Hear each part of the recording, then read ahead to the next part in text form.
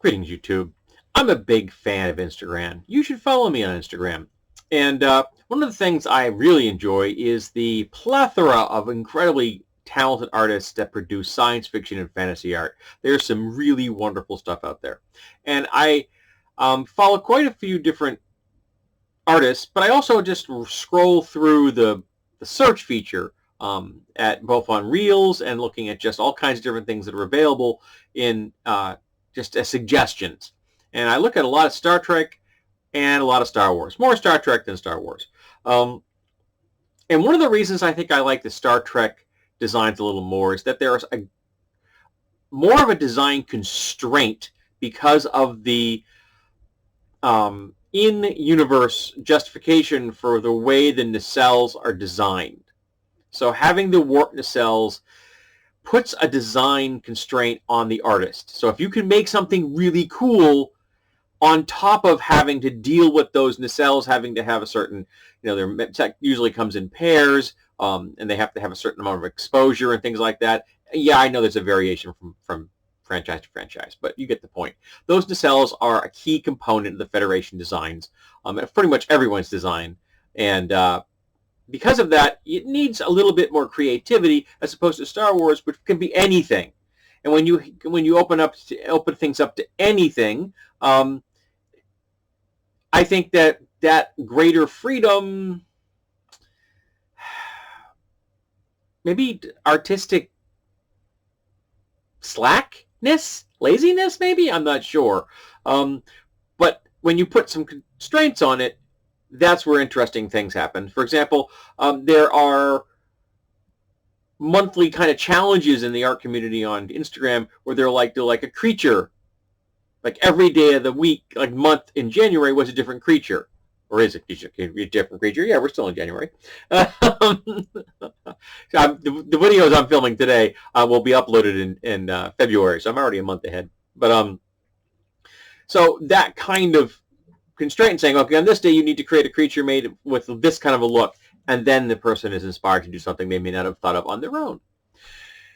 And one of the things I like about Federation designs is I like them when they're fairly flat or the nacelles are below the actual ship. It's one of the reasons I liked the NX-01 because the nacelles are just barely above the ship, and it's a very flat profile. That's why I love the Voyager so much. That class is just a really cool design in my book. I think that's just beautiful. Not to mention it's a great size. It would make a great ship for me. I want one. Just stock it full of robots, which they should have everywhere in the Star Trek universe, and they don't because of reasons I can never figure out why. There should be just as many robots in Star Trek as there are droids in Star Wars. More probably because apparently they've licked the whole being able to make robots move just as smooth as humans, and Star Wars hasn't. But one of the things that drives me nuts about some of the designs in Star Trek is the right-angled nacelle pylons. Yes, this is very nerdy. I know it's very nerdy. Forgive me. But we all have our loves and our likes and dislikes, and this is one of my dislikes. Because they're so ugly. It is so awkward. They are not elegant. Not to mention, that means that turbo lift has to go whoop, whoop, and that's dumb. Having a turbo lift go whoosh, whoosh, or whoosh, or whoosh, smooth, straight lines, but and just all the different ships that have the right angle, they're just so much more awkward looking. And all the designs that have pylons, the support pylons that are either flat profile or at an angle are just so much more elegant looking.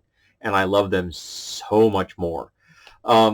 So, yeah, I know it's very, very nerdy. And this does not matter at all to anybody except other fellow science fiction and fantasy geeks.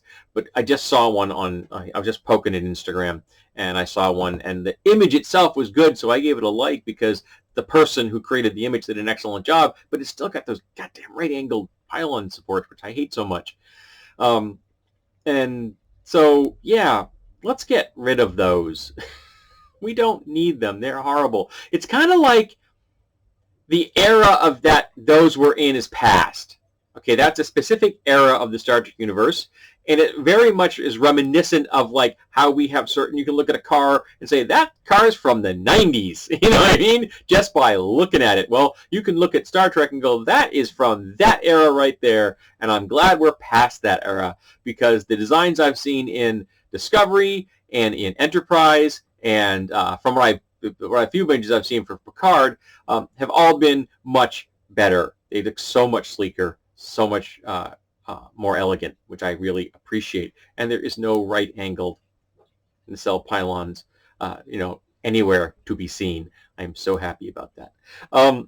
So let's talk about our favorite Star Trek designs. What kind of ship do you like? Do you like the classic Enterprise in 1701? Do you prefer the NX-01 where it's a flatter profile? Do you like the ones where like just a saucer and it's got warp nacelles, or is there something else that you really like? Do you like the Voyager, which I think is, in my opinion, one of the best design that's ever been done?